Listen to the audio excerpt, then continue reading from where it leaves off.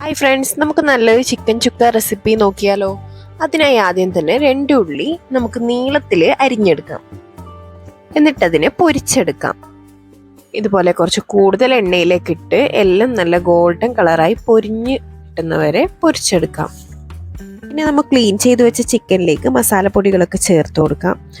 സാധാരണ നമ്മൾ ചിക്കനിൽ ചേർക്കുന്ന മസാലകൾ തന്നെയാണ് മുളക് പൊടി, മല്ലിപ്പൊടി, മഞ്ഞൾപ്പൊടി, കുരുമുളക് പൊടി, പിന്നെ ഗരം മസാലപ്പൊടി, മീറ്റ് മസാലപ്പൊടി, ഉപ്പും പിന്നെ നമ്മൾ പൊരിച്ചു വെച്ച ഉള്ളി നല്ലപോലെ കൈകൊണ്ടൊന്ന് പൊടിച്ച് അതിൽ മിക്സ് ചെയ്ത് കുറച്ച് നേരം റെസ്റ്റ് ചെയ്യാൻ വെക്കും. പിന്നെ വെളിച്ചെണ്ണയിൽ കുറച്ച് കറിവേപ്പിലയും 2 പച്ചമുളകും ചേർത്ത് അതിലേക്ക് നമ്മൾ മസാല തേച്ച് വെച്ച് ചിക്കനും കൂടി ഇട്ട് വെള്ളമൊന്നും ചേർക്കാണ്ട് വേവിച്ചെടുക്കാം.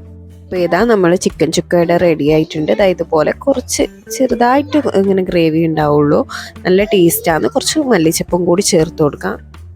വീഡിയോ ഇഷ്ടപ്പെട്ട് കഴിഞ്ഞാൽ ലൈക്ക് ചെയ്യുക, സബ്സ്ക്രൈബ് ചെയ്യുക, സപ്പോർട്ട് ചെയ്യുക.